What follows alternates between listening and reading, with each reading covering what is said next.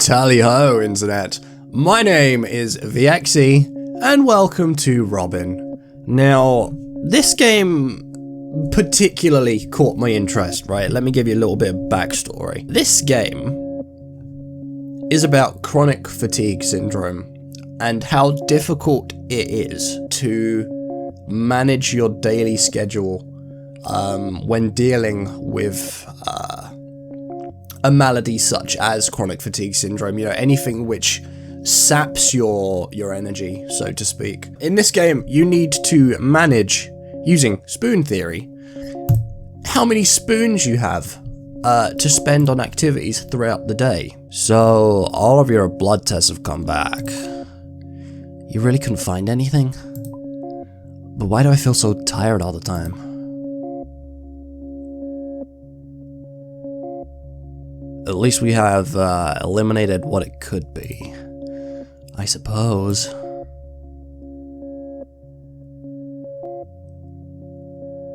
Maybe it's all in my head. Maybe I'm just lazy. No! Feeling defeated, Robin decides to spend a long weekend at home to try to recover some energy. This is her weekend. It's a her. I thought, for some reason, I assumed it was a gent. Right. So, May 1st. What do I do? It's too early to sleep. Let's...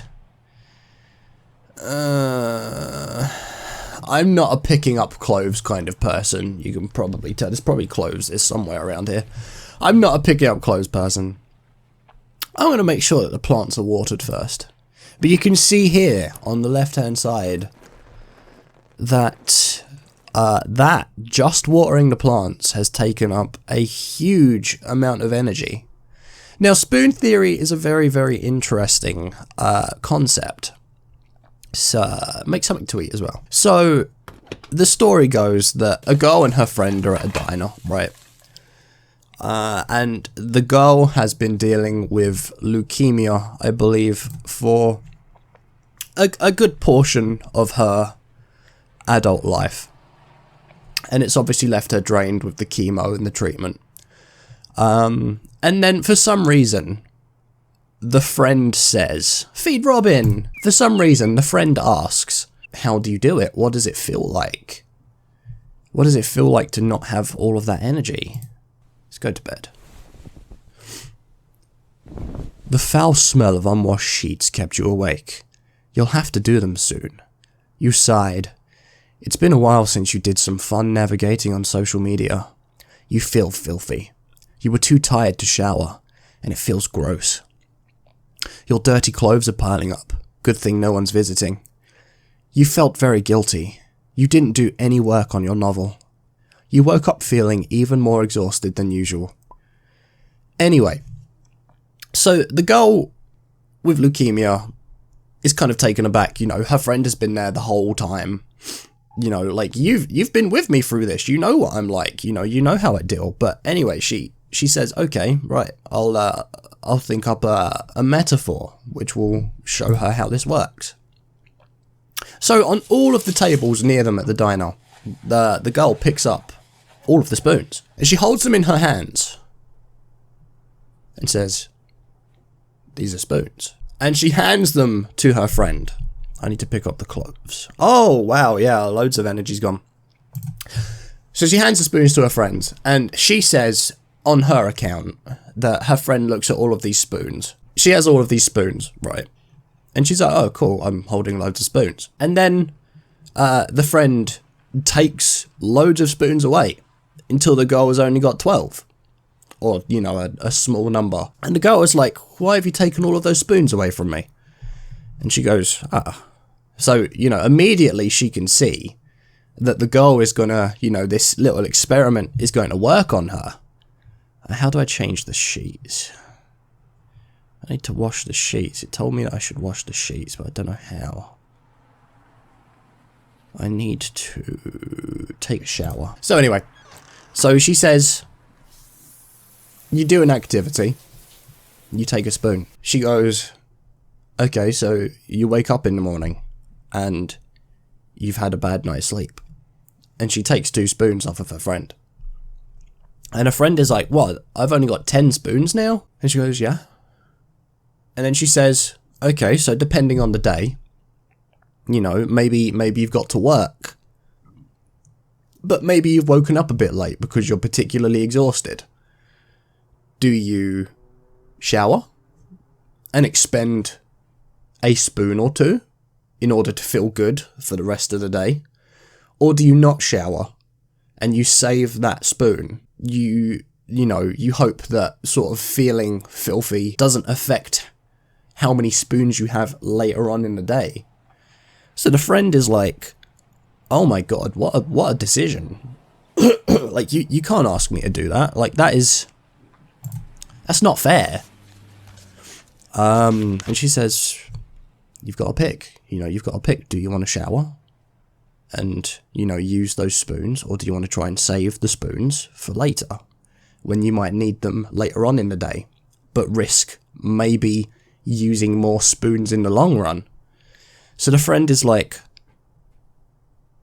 okay, I'm going to hold on to the spoons. And then the girl with leukemia says, okay, cool, so do you want to make yourself breakfast? And the friend is like, oh, you know, of course, you got to make breakfast before you leave. So she takes a spoon off of her.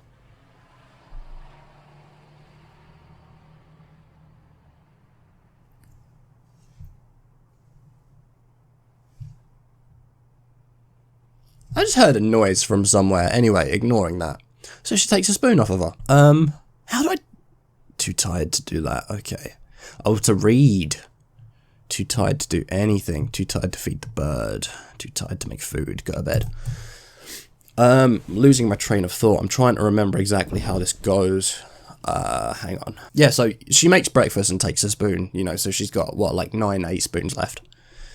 And then during the day, you know, like, do you want to, you know, do a really good day's work?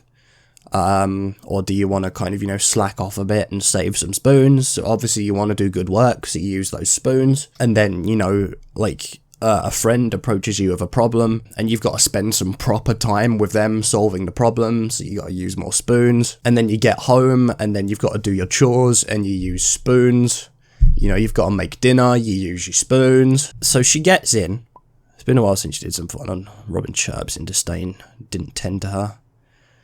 You look over at your onboard plants. See, like, you don't get enough time to do anything. I did these yesterday, but they require every single day. They require spoons. So the friend says to the girl, the girl says to the friend, okay, so you've got 1 spoon left.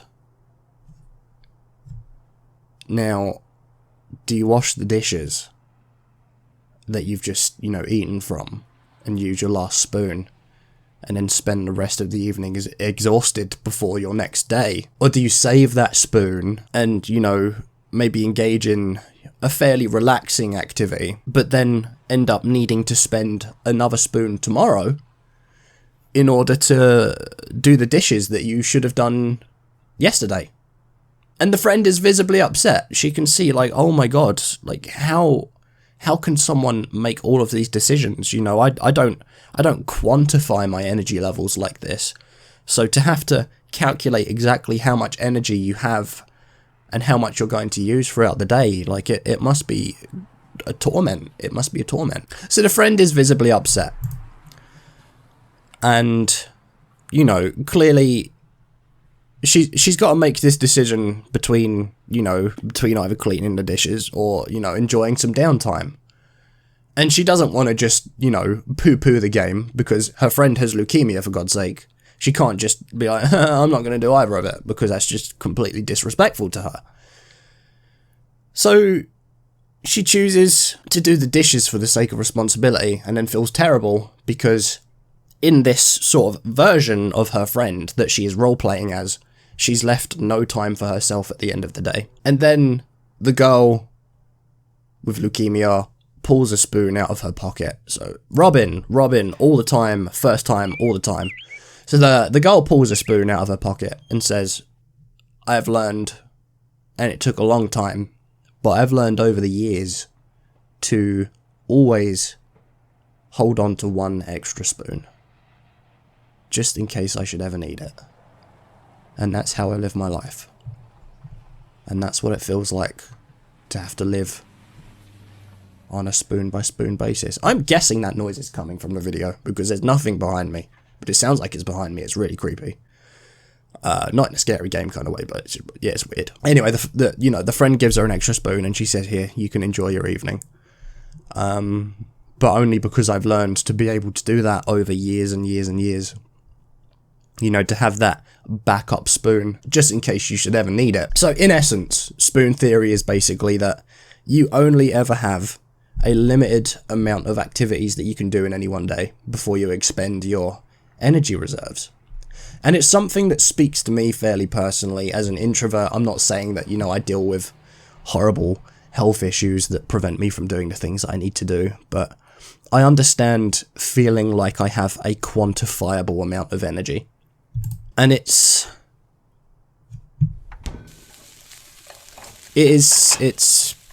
hard. It is hard. I can't imagine how hard it must be to have something like that, an actual physical ailment that limits you, like chronic fatigue syndrome. But yeah, it's just one of those things. And B,